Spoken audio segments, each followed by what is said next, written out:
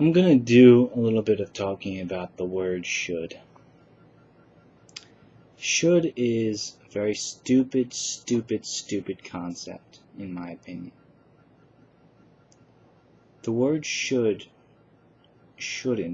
exist. But it does.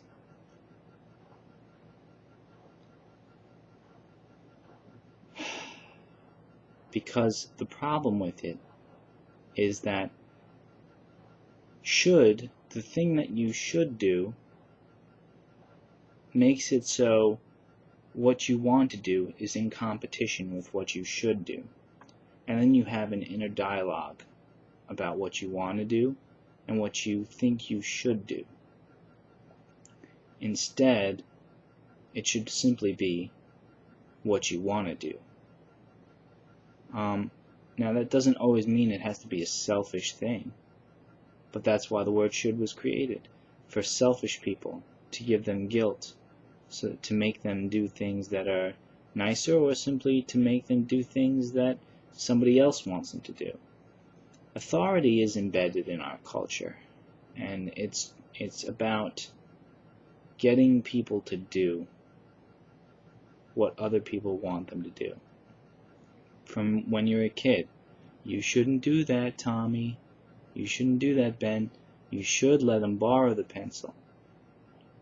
So then, everybody now, they share because, I'm not saying sharing is wrong, but I'm just saying in this instance, what if you don't want to lend them your pencil? You say, no, teacher, I don't want to lend them my pencil. I don't care if I should lend them my pencil. I don't want to. I want my pencils. Yeah, that's a simple example, and you might be inclined to say, well, you should lend them your pencil. Why? If you don't want to do something, there should be no guilt forcing you to do it. That's just mind games. The word should is horrible. Because it's not even horrible when it comes from other people. It's horrible when you do it to yourself. When you go, what should I do? What should I do? What should I do?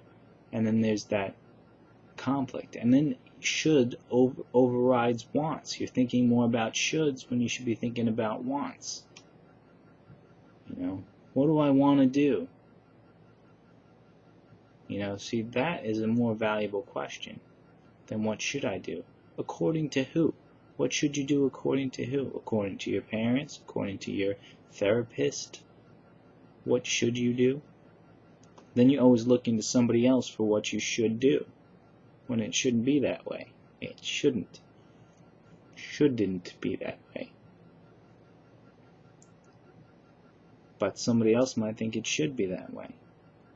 I disagree. I think we should get rid of should. And that's the only should that I think. Because I don't want to impose my will on anybody else. And I don't think anybody else should be imposing their will on anybody else. And I don't think we should get children that grow into adults going crazy over what they should and shouldn't do. That's insanity. But that's my bone to pick with the word should. And stop it. Stop it right now. Do what you want to do. Do what your inclination is to do. Do what your body tells you to do. I want to grab the book. So you can skip that step. You can say, you can just feel the inclination to grab the book and grab it. And you can just feel the inclination to leave the room and leave it. You can just feel the inclination to say something and say it. Instead of what you should. Well, saying it's a little bit different. But I'm not saying there's no consequences to what you say. But there still is no shoulds. Because you can say, what do I want to say? Yeah. What results do I want from what I say? As opposed to what should I say? because of what you think the other person wants from you. So say no to shoulds, and yeah.